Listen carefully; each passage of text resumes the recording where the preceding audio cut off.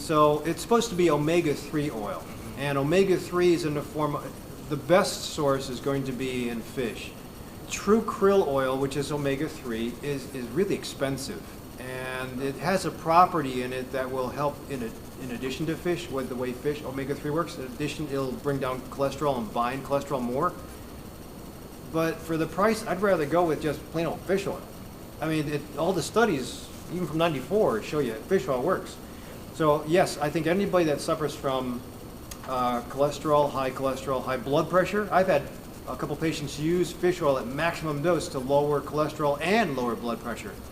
There's a guy named Barry Sears. He's the, has anybody heard of the Zone Diet? There's a book called The Zone Diet. Sears is a physician who came up with the concept, and he gives like 15 grams of fish oil per day to his patients. Now fish oil, if you're taking fish oil, prescription fish oil, if you're one of the lucky ones that's covered by insurance, called Lovastatin, it's really therapeutic.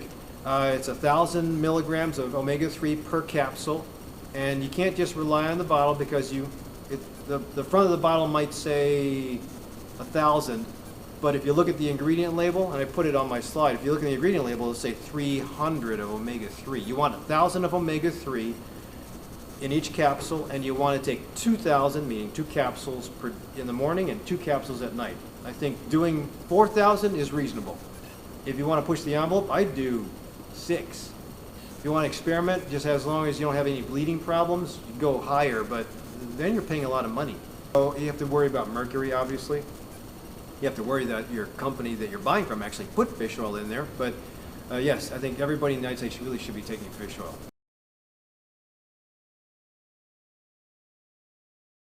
Lovastatin is an old statin. It's like one of the first ones. Mevacor it was one of the first ones. I don't remember when it came out, but it's got what red yeast rice has in it. Oh, here it is, Lovastatin. So monocholine K, and red yeast rice, it's natural, and it's got about 9 different monocholines in it. They picked out the most active one and put it in a pill form. And if you look at the studies on this one, it did this, of all the monocholine, if you take it, it lowers cholesterol, which is really cool. It stops your liver from making too much cholesterol. Your liver makes cholesterol. We make our own cholesterol. It's supposed to, because it's supposed to help the brain work. It's supposed to have your hormones produce. But some people make too much cholesterol. So if you have that inborn error in your genes, taking this will help. But the problem I see with this one or the others, all the others that are out there now in the last 20 years, you have different statins out there. Usually the statins are very, very pinpoint precise as far as which monocholine they have in them. And I think that red yeast rice has less side effects because it has a broad spectrum. So if you give a broad spectrum of different monocholines, there's less likelihood you'll have the liver back up. When I have somebody who just says they don't want to take a statin, or they had muscle aches from this old statin that they took before, or the liver went too high, I'd say try red yeast rice. I usually will go with, it is a statin, you still have to have your liver function checked every once in a while, usually initially, and then every 3 months, every 6 months, and if it's fine, just once a year. But it still has to be checked whether you do the red yeast rice or a statin. And usually red yeast rice is a twice-a-day supplement. You can find that over the counter. These are the 4 that I've found consumer labs approved that actually had monocholine in the capsule or tablet. The other ones I'd be careful of, but if you're going to use any, these are the ones. I was very surprised. Thorne Research at Nature's Plus was very good. Whole Foods and Now had an adequate amount of monocholine in them, but you do it for about 3 months. You watch you let me watch your liver, and if the liver's fine and there's no problems with the medicine, you continue on. Maybe maximize on the dose.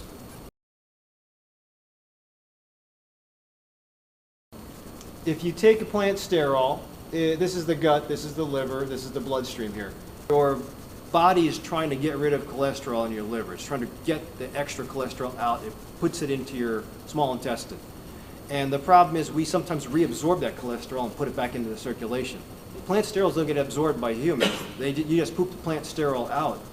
But what happens is the plant sterol acts like a magnet, and it takes your cholesterol and brings it out into the stool. It takes it out of your body. That's why these things are great. I found it a little difficult. It works a little bit, it makes your poop a little slippery though. Does anybody take fiber here? So I do psyllium. I like psyllium. I think it's easy. But anybody that takes fiber will know when you take fiber, you sometimes have a softer poop. That's the normal tendency. Is if you increase your fiber naturally or with psyllium, your poop you'll poop it out.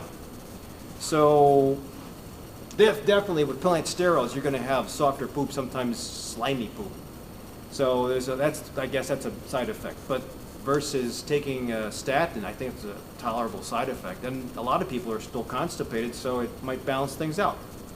If you can always do it with natural foods, vegetables, whole grains, or, fruits, beans, legumes, then do it with that. But if you're not that well gifted with using those concoctions and you're still learning how to cook, that's an easy way. Fiber and this will be easy ways to get the stuff to leave in your poop.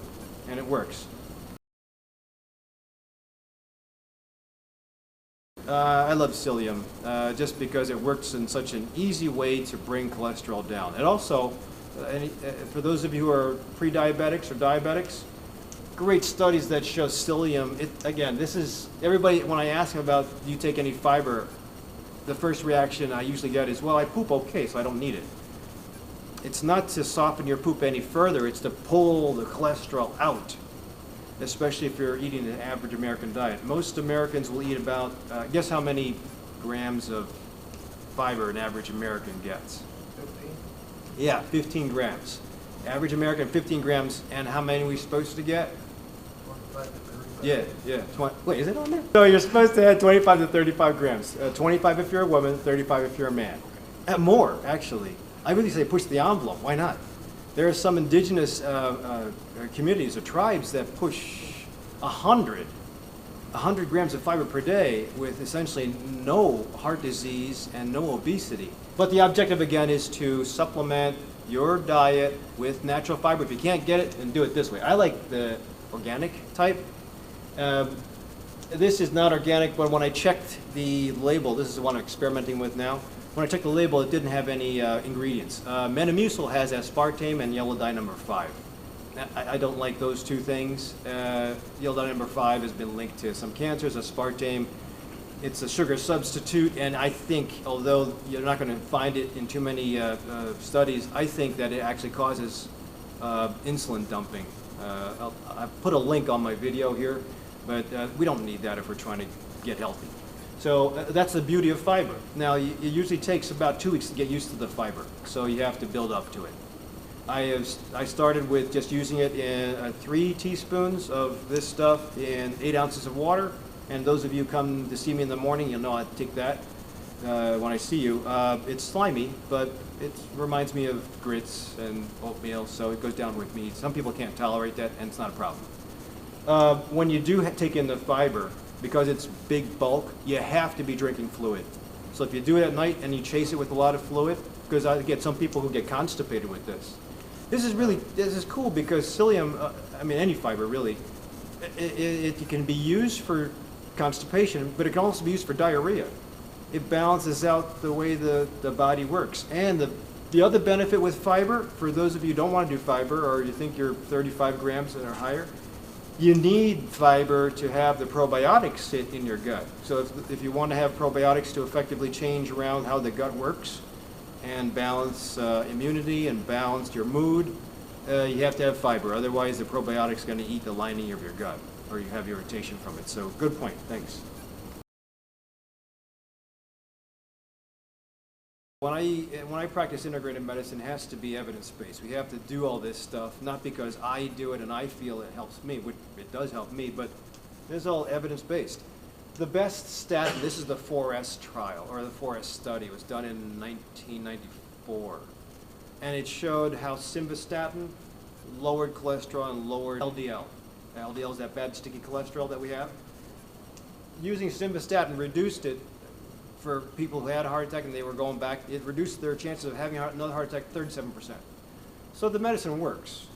The question is whether it helped with survivability or not. It helped with having another heart attack or preventing another heart attack 37% of the time, but it was questionable whether it actually did anything in the long run for people. The Leon Heart study, which is essentially using a Mediterranean diet, eating a Mediterranean type diet, 70% reduction in heart disease, 70% reduction in a heart attack. If you did this within a year, 70% reduction in heart attack. If you continued to do it 5 years out, it continued to show improvements past that. But you know the problem. So I mean, if I gave you a 70% chance of avoiding a heart attack versus a 37% chance of avoiding a heart attack, which one would you take? Yeah, I would take that.